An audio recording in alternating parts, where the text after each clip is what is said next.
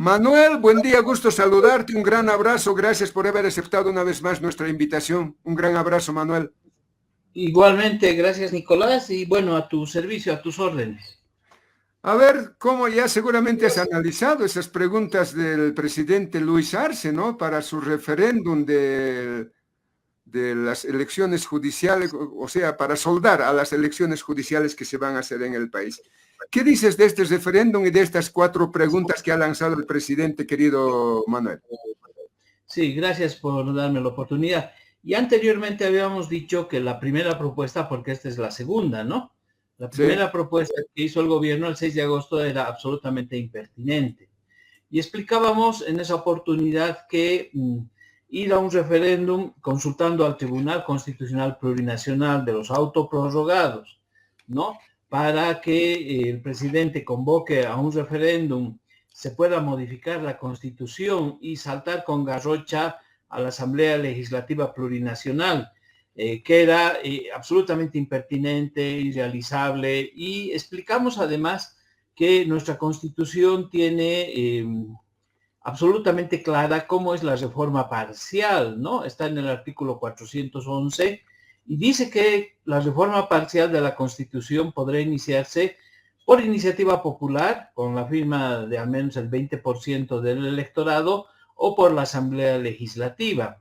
Entonces, esta ha sido la razón, ¿no?, que le ha llevado al ministro Iván Lima y al presidente Arce de irse a la segunda opción, porque para realizar esa situación tendría que el Tribunal Constitucional Plurinacional sacar una sentencia que anule la reforma parcial de la Constitución, o sea, algo absolutamente absurdo, además que ya están de salida, ya hay elecciones judiciales programadas, no tienen competencia, entonces era una chambonada. De ahí han saltado a lo de ayer, ¿no? Y en lo de ayer dice que la estrategia de ellos es ya fundarse en la ley electoral, la 026. La ley electoral, la 026, tiene que ver con el referéndum, la convocatoria del referéndum, que puede hacer el presidente por decreto, eso dice, no hay problema en eso, pero aquí viene pues el obstáculo. Te voy a leer las exclusiones que dice esta misma ley en la que se están basando,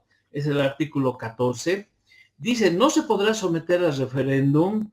Uno, la unidad e integridad del Estado. Dos, tema de impuestos. Tres, seguridad interna. Cuatro, leyes orgánicas y leyes marcos. Cinco, vigencia de los derechos humanos. Seis, sedes de los órganos o las instituciones encargadas de la función de control, defensa de la sociedad y defensa del Estado. Siete, bases fundamentales del Estado, y ahí viene la 8, la cherry, ¿no?, de la torta. Dice, competencias privativas, exclusivas, concurrentes y compartidas establecidas en la Constitución para el nivel central del Estado y las entidades territoriales autónomas. Es decir, ninguna competencia, no solo privativas, está hablando de las otras competencias más que tienen que ver con el nivel central, pueden ser llevadas al referéndum. Entonces, a partir de aquí, esta segunda propuesta es un chambonazo que se le cae, porque no va a poder llevar un referéndum a hablar de la gasolina o el diésel, que es una competencia privativa del nivel central. Además que, ya lo hemos dicho desde la anterior vez, el gobierno ya está levantando la subvención. Este es un paréntesis que quiero hacer. Se le critica al gobierno de que no toma medidas, y nosotros hemos dicho que sí toma medidas. No lo hace de la manera legal, transparente, con transparencia, en fin, lo hace de manera ilegal, lo hace de manera informal. Por ejemplo, ha devaluado el boliviano respecto al dólar con el acuerdo de los 10 puntos con el sector empresarial, donde ya las comisiones para llevar dólares fuera del país, la banca te cobra el 10%, y luego en una segunda etapa ha logrado incrementar la tasa de transferencias de bolivianos a euros, a pesos argentinos, pesos chilenos, en un 20%. Y estas dos medidas que devalúan el boliviano respecto a las monedas extranjeras son el punto de referencia de la calle, de los cambistas, de las casas de cambio, de la actividad informal. Entonces, como es un punto de referencia, prácticamente el dólar sería respecto al boliviano, perdón, respecto al dólar, 7.60, y las otras monedas se han devaluado más. Entonces el gobierno ha devaluado en la ilegalidad, en la informalidad. Para devaluar el boliviano, oficialmente, tendría que poner plata en el Banco Central, porque la gente, si tú devalúas y dices que el boliviano cuesta 8, bueno, vas y con tus pesitos a comprar dólares al Banco Central a 8. Y tendría que tener un colchón, un respaldo financiero para que la gente acepte la devaluación en el ámbito legal y vaya a comprar sus dólares. Pero lo está haciendo en el ámbito informal con la ayuda del sistema financiero, que tiene dólares y lo inyecta en el mercado informal, y también con algunos sectores exportadores que venden sus productos, traen dólares y por supuesto no lo va a depositar al Banco Central a 6.96. Bueno, entonces ya está devaluando, ya ha autorizado que sectores privados puedan importar directamente combustible. Estoy hablando de San Cristóbal, Manchiri, una empresa de chinos en el norte de La Paz que trabaja con oro, y algunas empresas ya del agronegocio cruceño. Es decir, ya hay autorizaciones y están acortando los plazos. ¿Esto qué significa? Que la política de la subvención ya se está ejecutando. Tú dirás de manera encubierta, con la colaboración empresarial. Y por el otro lado, hay una gasolina premium y otra que se va a lanzar al mercado, donde ya se está levantando parcialmente la subvención a la gasolina. Entonces, ¿qué sentido tiene ir a un referéndum a preguntar temas de subvención que están prohibidas por la ley 026 en tema de hidrocarburos? ¿Y qué sentido tiene ir a un referéndum a preguntar para que la gente diga se levanta la subvención o se la mantiene, cuando en los hechos ya lo ha estado haciendo de una manera tramposa y engañosa?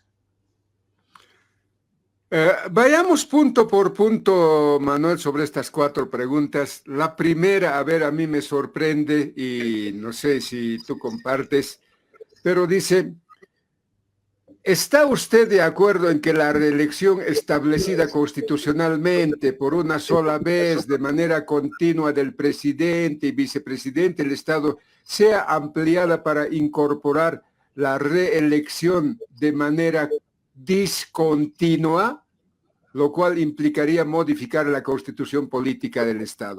Cuando tú me estás diciendo que estas preguntas pueden hacérselas por decreto, pero esto nos está convocando a una modificación de la constitución y eso se hace por ley, no creo por decreto, ¿no es cierto? 1.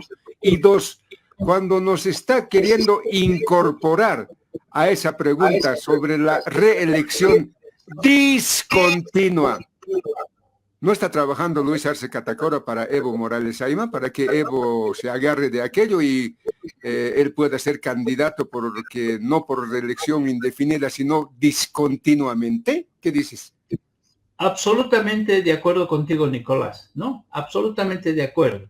Mira, si el gobierno tendría la intención de eliminar la repostulación continua, discontinua o lo que tú quieras, debería ser una pregunta, y no quiero con eso darle tampoco apoyo, ni siquiera indirecto, a la consulta que quiere hacer Arce, pero lo que debería preguntar es a los bolivianos si estamos de acuerdo con que siga legal o vigente o dentro del organismo jurídico constitucional boliviano la sentencia 84/2017, que establece que el derecho humano a la repostulación es indefinido. Es decir, esa sentencia le da pie a los abogados de Evo Morales porque sigue vigente. Es decir, no ha sido expulsada del ordenamiento jurídico boliviano. Si fuera verdadera la intención de Arce, debería preguntar eso. Una sola pregunta. ¿Está usted de acuerdo con que siga vigente la sentencia constitucional 84/2017, sí o no?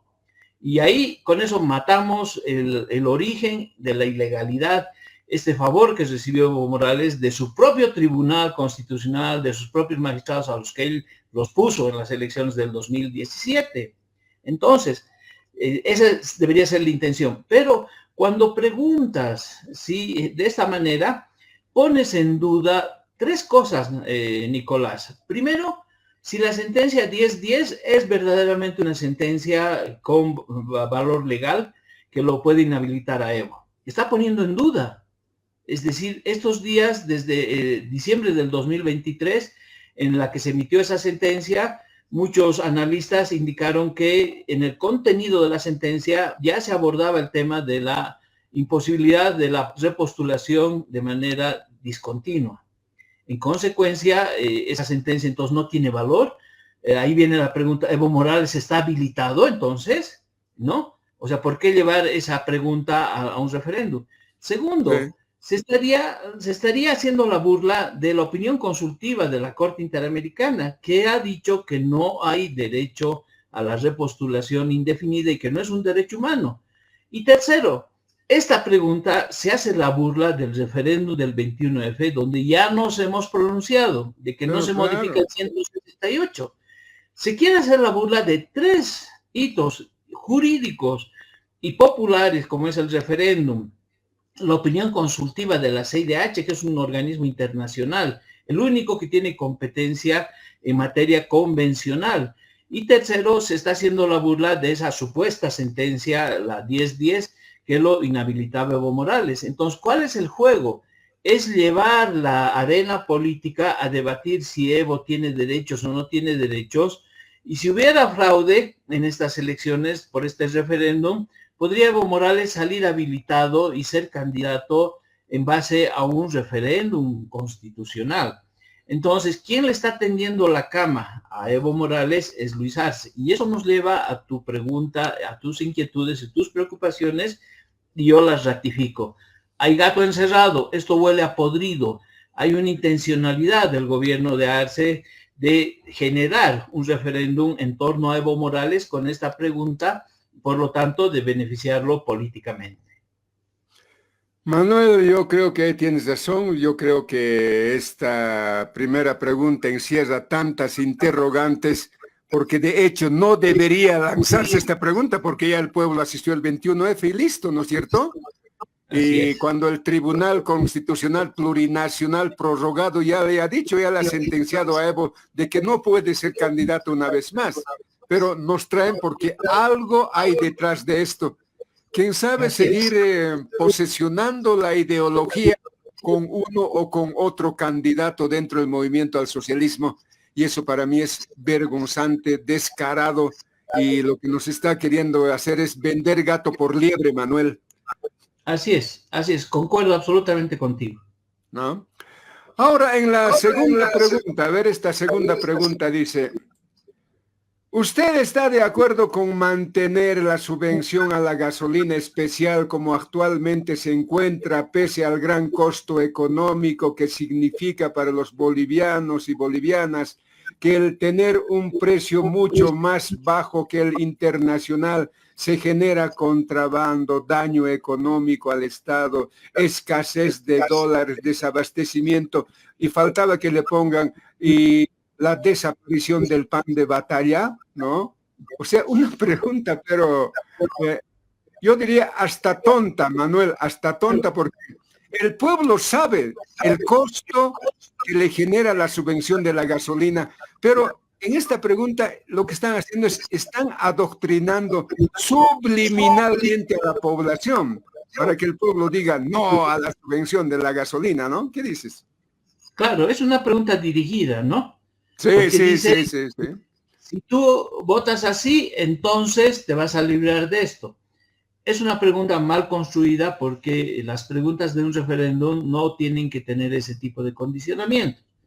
¿Estás o no estás de acuerdo con que se mantenga la subvención? Pero por otro lado, además, quieren ellos lavar su cara, ¿no? Porque dice que gracias a la subvención hay contrabando, ¿no? Escasez de dólares y eso. Pero no dice, en esta pregunta podían incluir también, ¿usted esté de acuerdo en que la gasolina, el diésel se desvíe al narcotráfico? No han puesto, faltaba que pongan eso.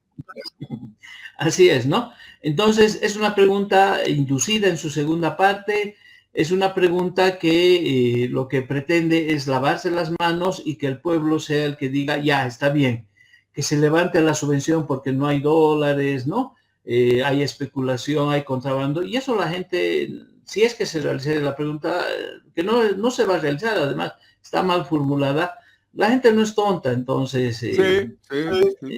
Sí, y yo creo que en el tema de, incluso se especulaba, ¿no? Que la pregunta podría estar dirigida a que el próximo gobierno tenga las manos atadas, ¿no?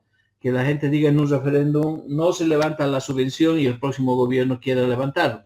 Pero aquí hay un hecho que la gente tiene que saber, y yo lo reitero, ya están levantando la restricción, o sea, la subvención de manera gradual. Esa gasolina que va a la premium y la otra que se va a introducir, por supuesto que va a haber un pequeño segmento de la población que la va a empezar a consumir. Y lo que van a hacer es sacar de circulación la especial. Es decir, Claro, tú, claro. Nicolás, como tienes un auto, y yo te veo que siempre cargas todos los días gasolina, un día de esos vas a encontrar que no hay o es de mala calidad, entonces, y tienes prisa por viajar para hacer tus negocios, lo que tú quieras, o por salud, vas a ir y te vas a comprar la otra gasolina. Entonces, ya hay un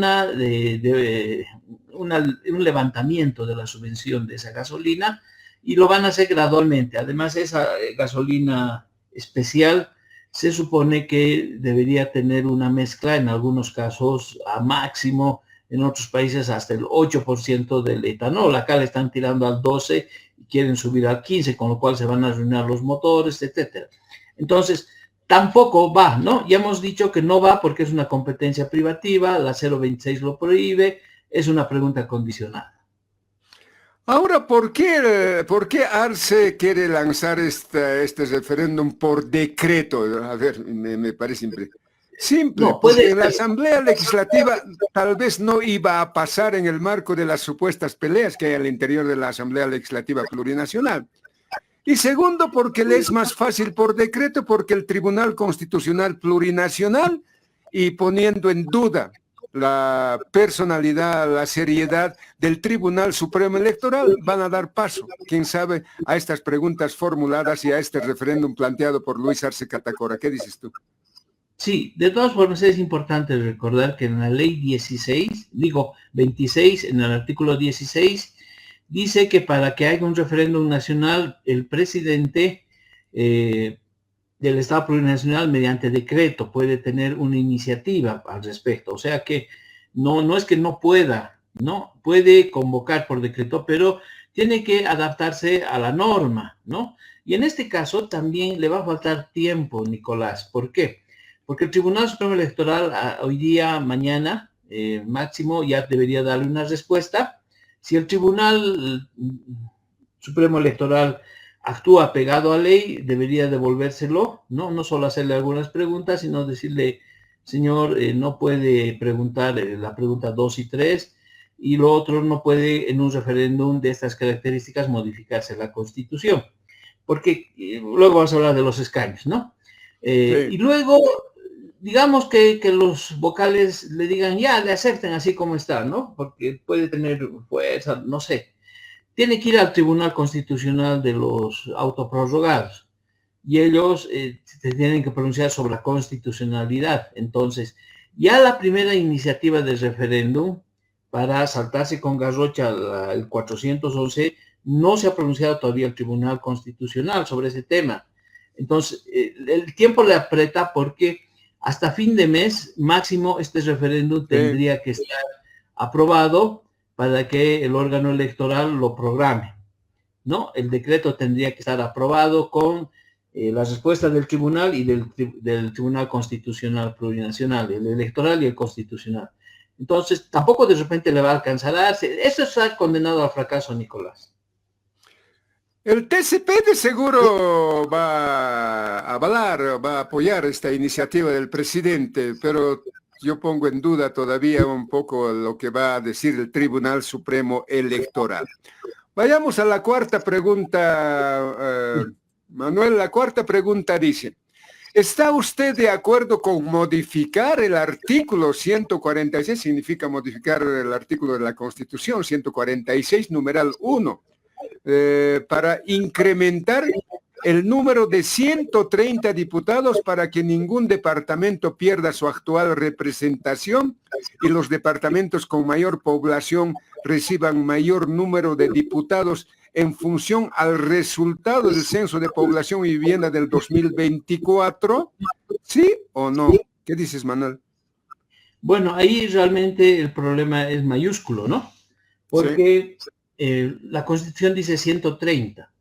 Ahora, modificar esto, ya sabes que no se puede, por referéndum, ¿no? Y por el otro lado, si bien la pregunta está ahí, pero aquí vienen los otros grandes interrogantes. Hay una ley, la 1492, que dice que el Tribunal Supremo Electoral recibirá los datos del INE, del censo, y hará la reasignación de escaños. ¿Qué tal si el INE dice que todo está ok y que hemos mantenido la población, ¿no? ¿Qué tal si dice que ha cambiado? Entonces tiene que el tribunal hacer su tarea. Y yo te voy a indicar una cosa, esa tarea la tiene que realizar hasta finales de noviembre, diciembre y elaborar un anteproyecto. Entonces el referéndum lo que busca es quitarle al tribunal esta función por ley, impedir que se elabore una ley de reasignación de escaños y que sea tratada en la Asamblea Legislativa Plurinacional. Entonces, ya de por sí es una especie de conspiración contra la agenda democrática que hablamos de las tareas que tiene que cumplir el INE, de las tareas que tiene que cumplir el Tribunal Supremo Electoral. Y la pregunta entonces sería, ¿para qué diablos hemos ido a hacer un censo? ¿Para qué diablos, pucha, para qué porquería ha servido el censo? Si a través de un referéndum no vas a cambiar los escaños como dice la Constitución. Entonces, ¿qué es esto? O sea, ¿qué tipo de presidente tenemos? ¿Cuál es su visión política? O sea, ¿para qué diablos? O sea, y entonces de manera inmediata liberen pues a las personas que están detenidas por el tema del censo. Y entre ellos, por supuesto, el gobernador Camacho, porque está apresado por el tema del censo, ¿no? Que lo han detenido sí. por las movilizaciones de los 36 días, si es en ese caso. ¿Qué sentido tiene? O sea, realmente es absurdo lo que está planteando el presidente. Por supuesto, lo que va a generar es una gran indignación, una reacción de la gente, es decir, esto es una provocación, ¿no? A los 36 días de paro, esto es una provocación al orden institucional, constitucional, que dice que se tiene que hacer el censo cada 10 años, preferentemente o obligatoriamente, y que esos datos sirven para el pacto fiscal y sirven para la redistribución de escaños. Entonces, ¿a qué le tiene miedo Arce? Ahí van a surgir las preguntas.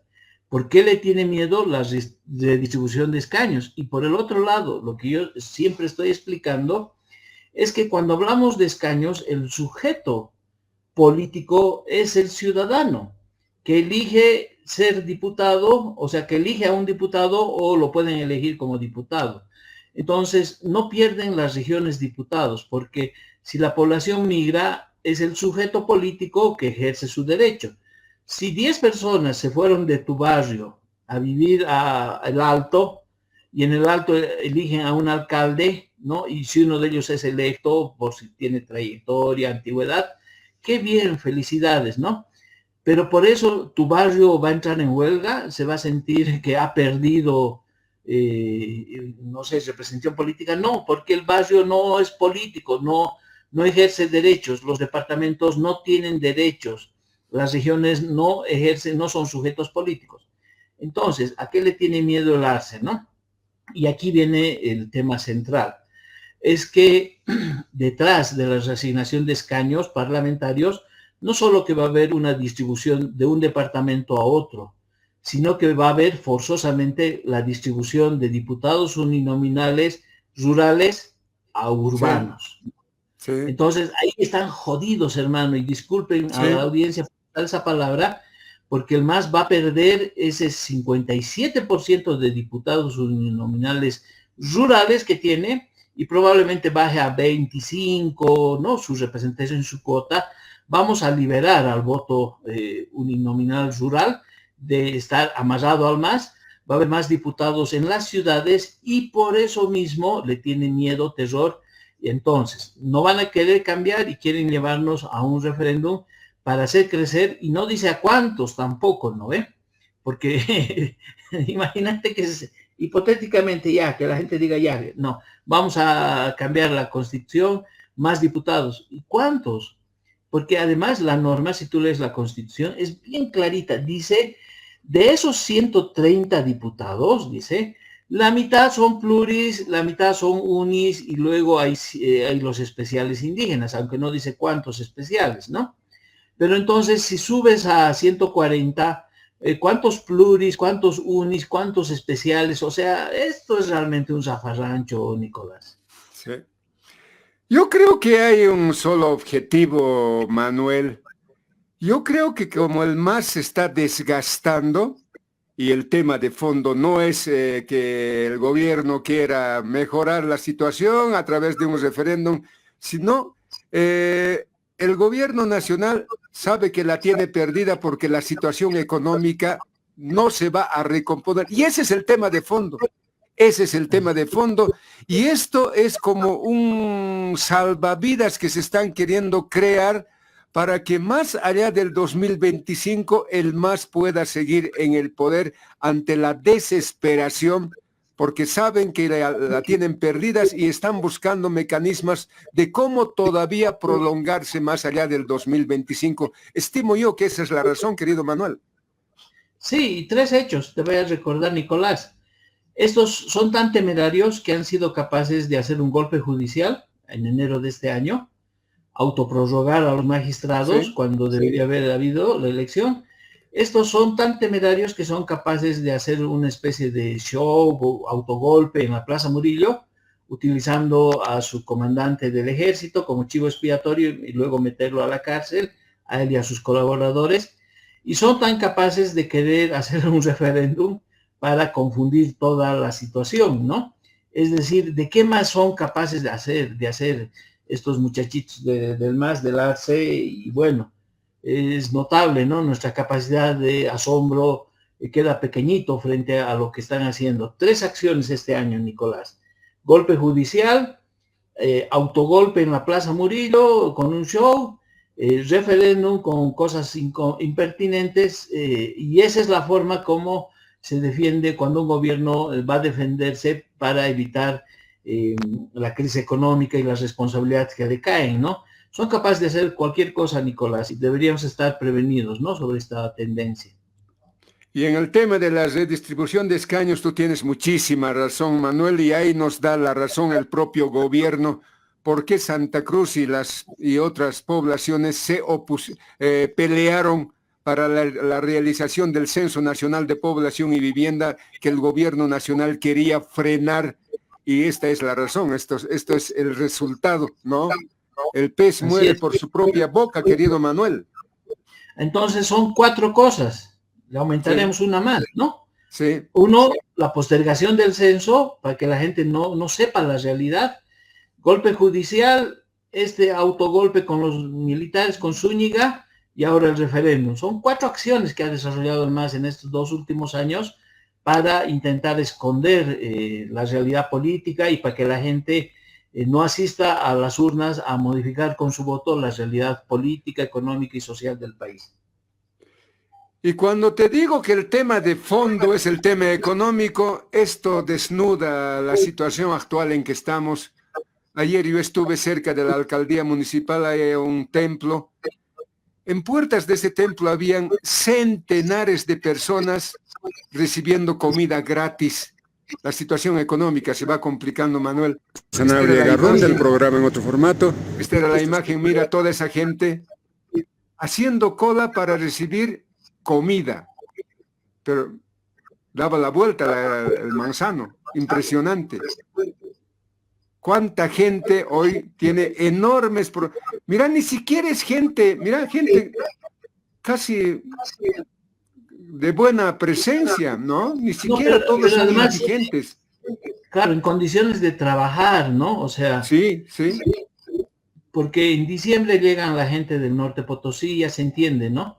Pero ahí, mira, esto es desesperante y muestra además de esta crisis que tú la sigues también. Prácticamente todo ha subido, Nicolás, todo está subiendo. Y entonces esto es grave. Más bien yo te felicito por, mira, esta actividad que estás realizando de mostrar qué es lo que está pasando con la gente, ¿no?